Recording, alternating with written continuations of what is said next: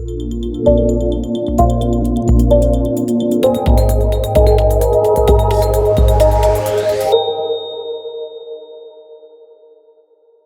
gentlemen, thank you both so much for joining me at ILTACON 2022.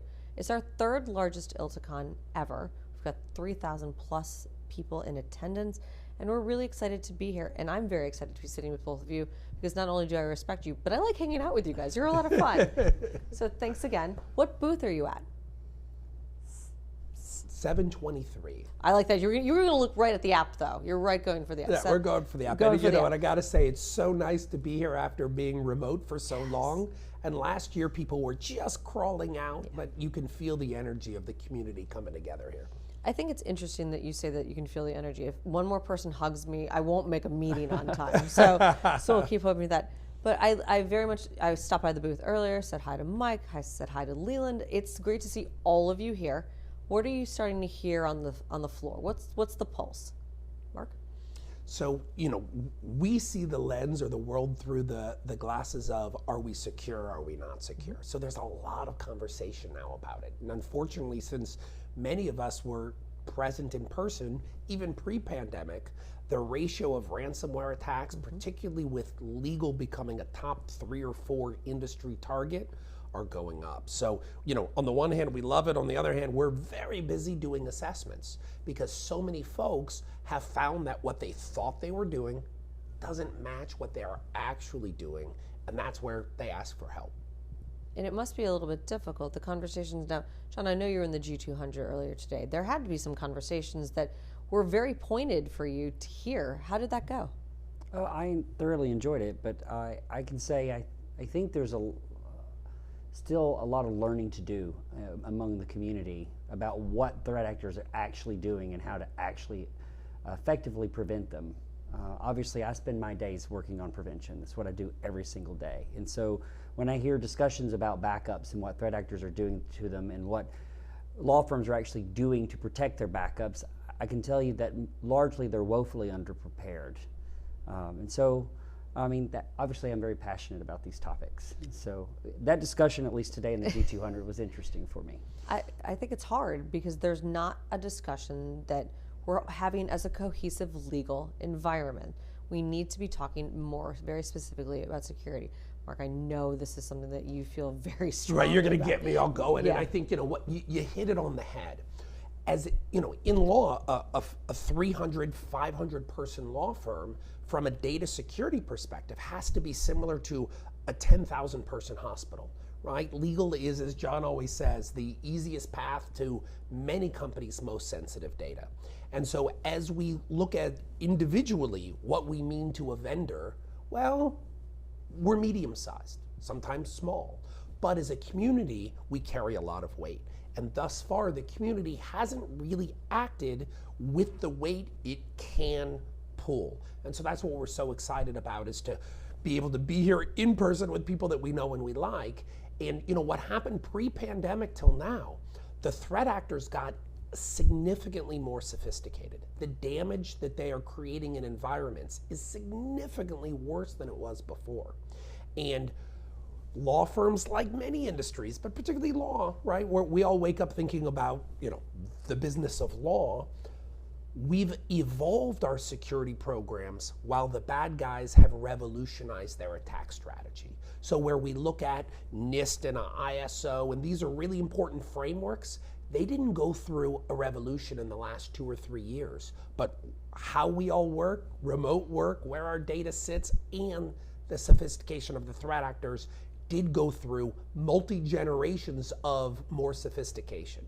And so we as a legal industry, we need to catch up. And right now the gap between their sophistication and our defenses, it's not okay. All of us are at risk. Well, I think you have both in prior conversations have mentioned that there's a significant amount of threat actors having multiple steps. But we're supposed to be taking multiple steps to be secure, this multi-factor authentication. Now, people say they have it, but it doesn't seem like they actually do. How would you suggest people start off that conversation internally if we're looking to be more secure? Yeah, I'll say that law firms overarchingly, and frankly all companies, are not appropriately managing their risk. They do not have a clear understanding of what risks they have accepted. And it's generally because even if they are maintaining a risk register, it's frankly because their paradigm of what is risky and what goes on a register and what you manage is all wrong. You have to start from a position of absolute security or complete zero trust. And so no one's doing that. And so what that means basically is you have to have clear understandings of how every security control in your environment is configured. As an example, when we assess Office 365, largely everyone thinks they've got MFA applied correctly. I can tell you on assessment we find it broken more than half of the times for half of the companies that we assess. I mean, or for about half of companies that we assess, they don't have it implemented properly. I mean, it's just the reality. It was mentioned half. Wow. And it was mentioned this morning in the G200, actually, that they were talking about MFA with conditional access policies and legacy authentication in Office 365. I can say probably 80% or so of law firms that we assess do not have legacy authentication turned off on Office 365. That means there are services enabled on email to which MFA cannot even be applied. So there are just all kinds of technical risks out there that folks do not fully understand, and you cannot understand them except that you do a proper technical assessment, not a compliance or a governance-based assessment, one that's truly evaluating the tech. Is it suitable? Is it configured properly? And for every configuration issue that is found, it has to go on the risk register until it's resolved, and they have to be prioritized by level of risk. MFA not being applied on email, as an example, high risk, right? A firm is going to be a target of a business email compromise if MFA is not ubiquitously applied to all users, no exception. The threat actors want that data. Well, I mean, it seems like such a huge market for data that could be, frankly, readily taken. And we see actually sometimes the threat actors, some of the sophisticated ones I wouldn't describe as getting lazy, but they're doing more and more, whether sophisticated or not, of exfiltrating data out. So now you have a double or even a triple ransom where they're going, all right, we've encrypted your environment, we've taken data out that we're going to share, and then they are actually blackmailing them by calling customers of the law firms and showing them the data that has been accessed and is waiting. So now they're actually collecting ransom from their customers as well as from the law firms themselves. And what we see, we work a lot with CrowdStrike these days. And so we're partnering with them on assessments. And so they've helped us understand that. And if you're a CrowdStrike customer, you're probably more security oriented than even the average bear. And they're seeing well over 75, 80% of policies say our backups are immutable, and they're seeing well over 75% of events with companies that stated their backups are immutable. In fact, they didn't survive the ransom attack. And that gap between the policy and the reality is what every threat actor is taking advantage of. So we think it's so important that, unfortunately, you had infrastructure teams built up over years, typically working under one department. You have cybersecurity teams, often in a larger firm, working under a separate environment. And it's the difference between what they think they're doing and then the day-to-day implementation that's creating such an exposure. And oddly, therefore, sometimes the smaller and the medium-sized firms, it's easier for them to even leapfrog ahead. Of course. Because if you're thinking about infrastructure and security separately, you've already playing catch-up. Yeah. You need to think about them as the same thing. Microsoft did a study, sorry if I could just interject. Microsoft did a study years ago about how IT, internal to an organization, spends their time.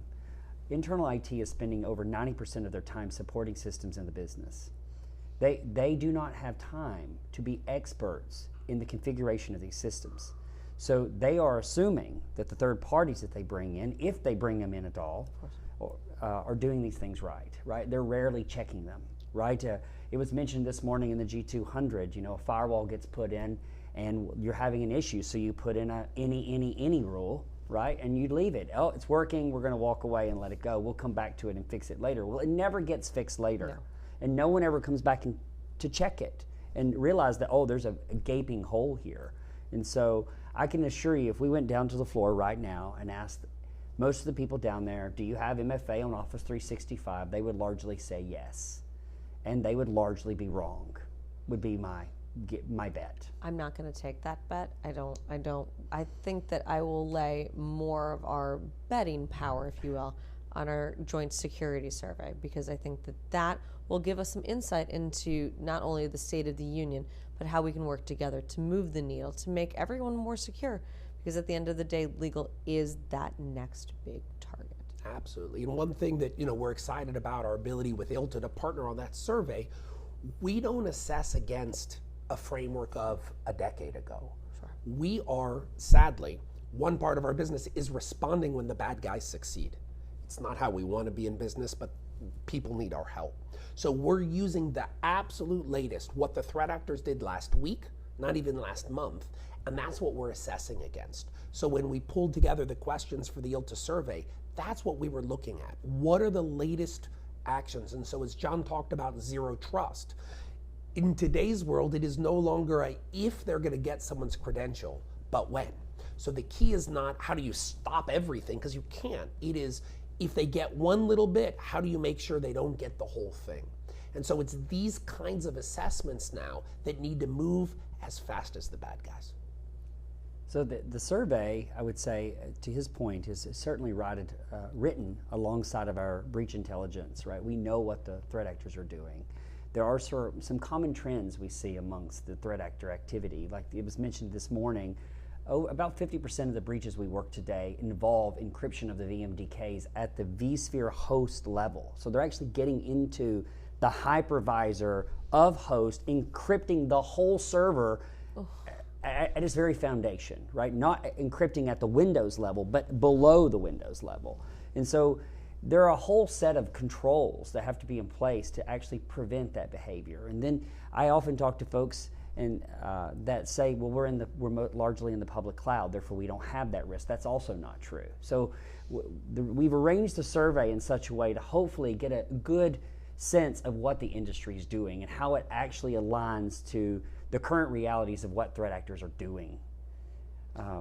Yeah, just as important, we put a bunch of questions in there because the idea here is that we're starting together a legal-wide industry conversation so that we can bat at our weight as an industry and not everyone separately.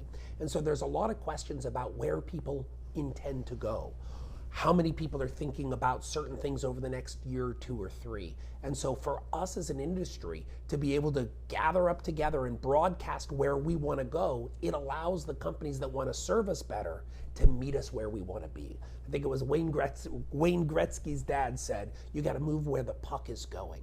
So not only are we catching everybody up on where we are, but we're indicating to those that care about legal where all of us as law firms intend to go. And I think that's going to be a really important driver so that we can steer our service providers in the direction that we as an industry need to go.